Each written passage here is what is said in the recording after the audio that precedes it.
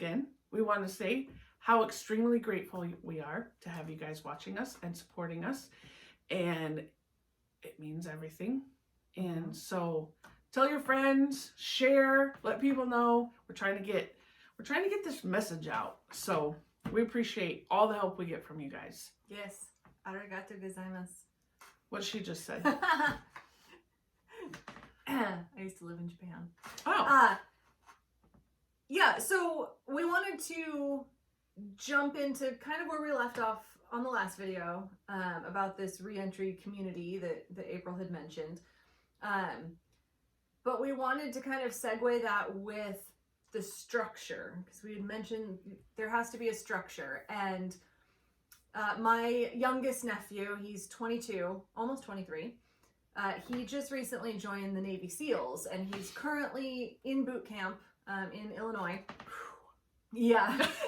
Well, and I was telling April and Dana earlier that I just got my first letter from him, and it was super exciting.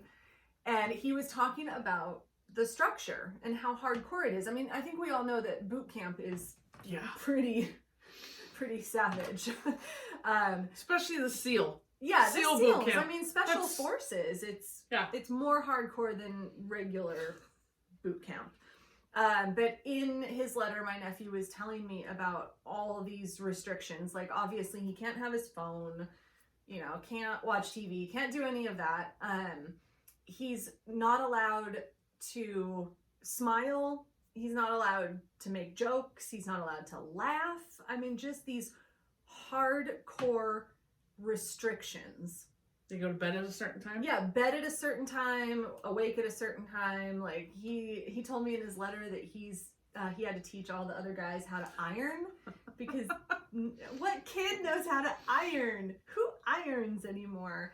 But my mom, his grandmother, had taught him how to iron, and so he knew how to iron, so they made him teach all the other recruits how to iron their uniforms. But, all those restrictions, there's a reason for those. And that kind of goes into this ReEntry University, and that there will be restrictions. There has to be. There has to be, because I'm not against like really tight structure and strict rules and stuff. It's the mindset behind it of why you're doing it. Are you doing it to make someone's life miserable because you think it's that's what they deserve? Power. Right. Or are you doing it because you know this is what they need? And when these guys come out of prison, they come from a structured, there's a routine. You get up, the doors pop at this time, you eat at this time, you go outside at this time, they pretty much have, they shower at this time. They know everything is set up. This is when you lock down for the night. And so they're used to that. And at the ReEntry University, what we're thinking for like the top, when you first come in, so the very, I guess would be the bottom, but the first step is you have a curfew. You don't get to have friends visit you. You're not,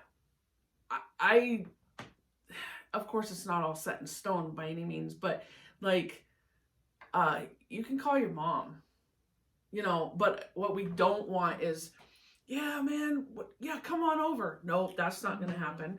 Or, yeah, I'm going to go down and hang out with, no, you're going to choose that you're going to take this route, learn what you can, and leave the old lifestyle behind and become a success, or pack your stuff and you can go hang out with your homies. Because it might sound harsh, but you have to put your time into those who are willing to put their time into themselves. Yeah. And there's a lot of guys that won't.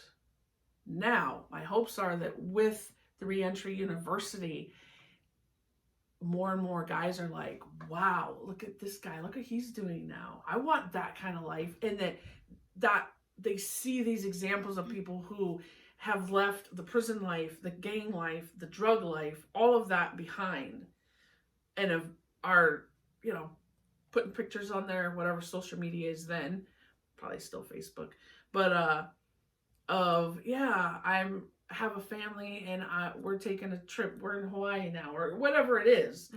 Here's my new car, the one I've always wanted, but just the fact that they're staying out and their life is completely different, not meshed anymore or enmeshed into that whole lifestyle that just brings them back to prison. Right, because the issue is that, the recidivism, the reoffending rate is so high in this country, but yet no one is really doing anything to reduce that rate. Like, yeah, there's some programs within the prison, but when they're released, and yeah, maybe they go to a halfway house when they're released, which are riddled with drugs. We all know that. But we're sending these people out of incarceration and just shoving them into the free world with nothing. No safety net, no real skills, nothing, no tools, but yet telling them, don't reoffend. Yeah. And for those people who think, well, they don't deserve anything, you're cutting off your own nose to spite your face, because those people that you say don't deserve anything and they get out and you're like, good riddance, see you again soon. They're your neighbor now. They're your neighbor. They're the ones serving you your food at Taco Bell or wherever. They're the ones that you could easily run into them. And okay, I mean, if that's how you want people feeling like trash and then running into you or finding out where you live, I don't worry about prisoners knowing where I live. Because they respect you, because you treated them decently.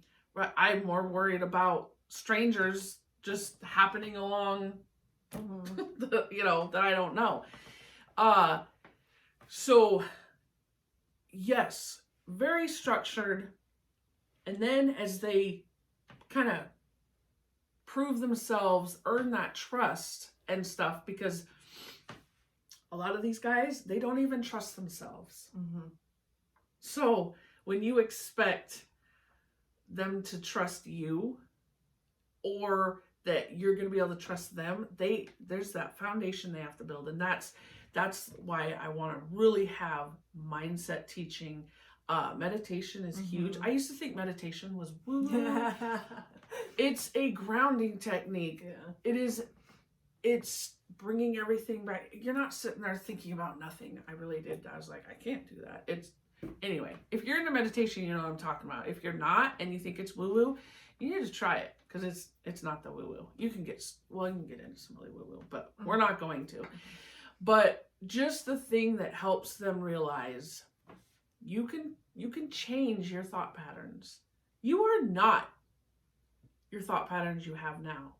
If you want to change those thought patterns, you can do that. And all of that stuff is what we want to have taught in the very beginning stages. Then, as you move up and you're there longer, you can then go from the college style dorm to where you share like an apartment with one other person. And eventually you work your way up to where you're a mentor and you have your own space. And what we want to do is once we have one ReEntry University established and we can kind of hand it over, of course we'll always be a part of it, and but hand it over to, hey, this guy's been out of prison for 5-6 years. He's doing amazing. He knows all about business now and stuff. Hey, this is your baby. We're going to go start another. Or why don't you go start another? We're not sure exactly how, but to where we keep building these. And part of the reason we didn't want to call them ReEntry communities or things like that was because it needs to sound better than that. And that's why the ReEntry University is like, wow, you graduated from, where did you go to? And I don't know that it will be like something that, okay, you got credits now and now you have your degree. Who knows where it can go? I'm sure we have huge goals as to where all of this can go. But just the other part of it is the community surrounding the ReEntry University. would get their cars fixed at the shop, would come and get their tattoos from the parlor, would come and buy coffee and stuff. So then they get to know the guys who are working in here, and it builds relationships in the community. Maybe these guys will leave the university and live in the community and become pillars of the community, and stuff like that. So it's gonna take a lot of money.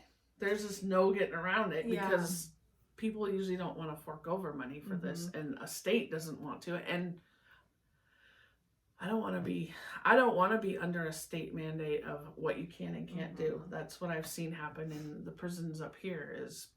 So let's backtrack and fully explain this to me. So you have this university community, whatever you end up calling it.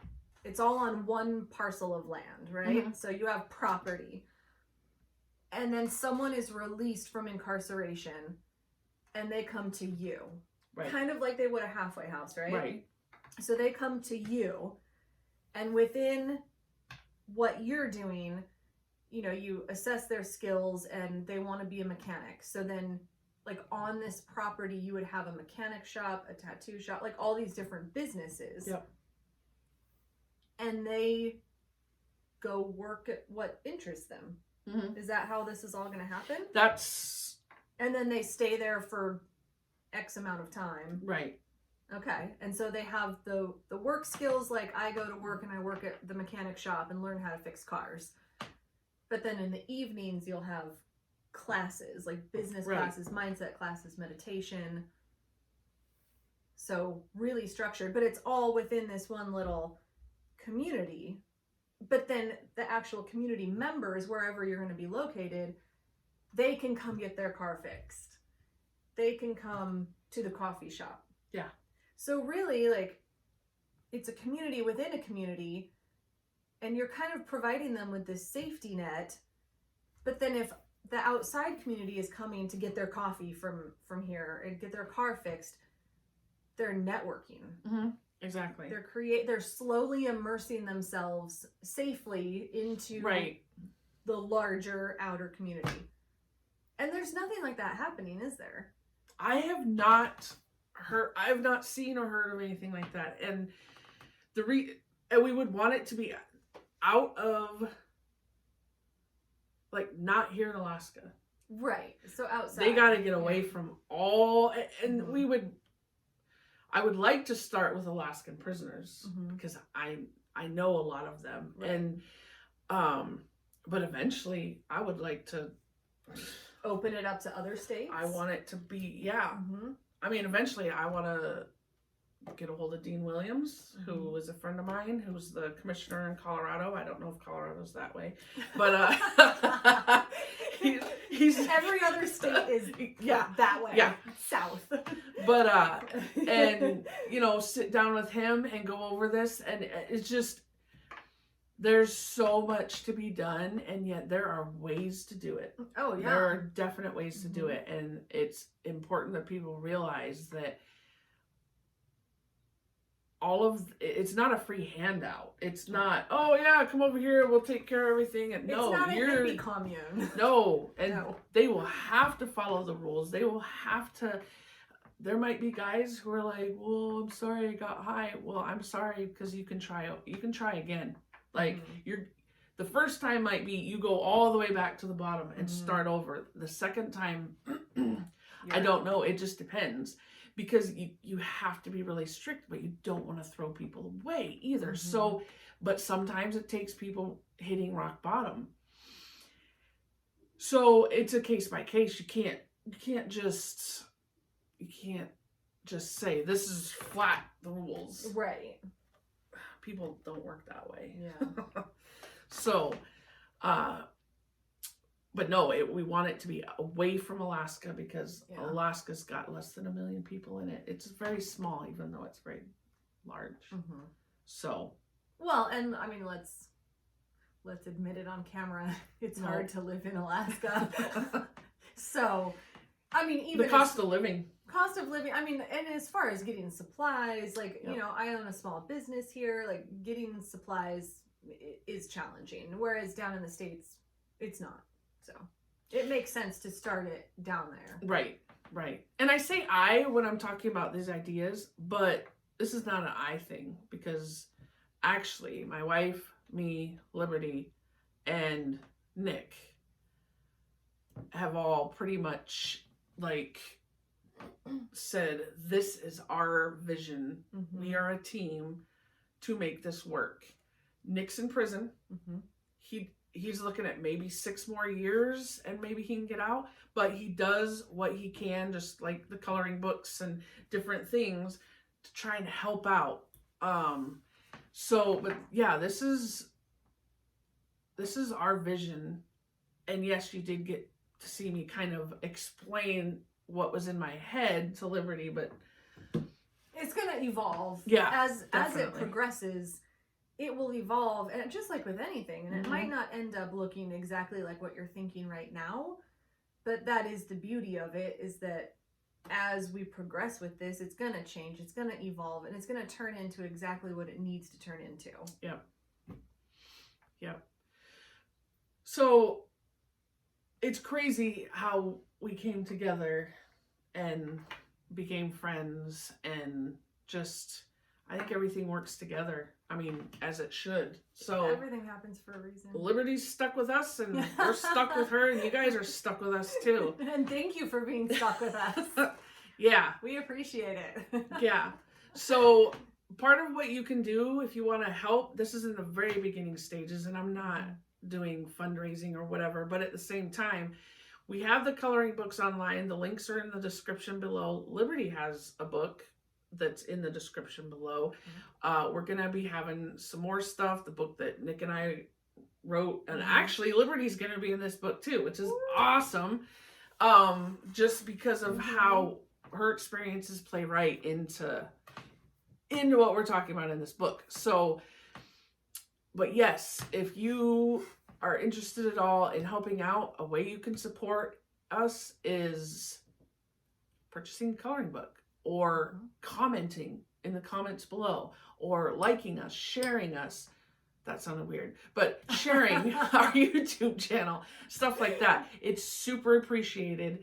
And we have a fund account that all of this goes into. We don't touch it. It's going to be for this ReEntry University. So, which is a pretty profound concept, and it's going to be phenomenal. It is. It's going to change lives. I know it is. It has to, because something's got to change. Something does have to change.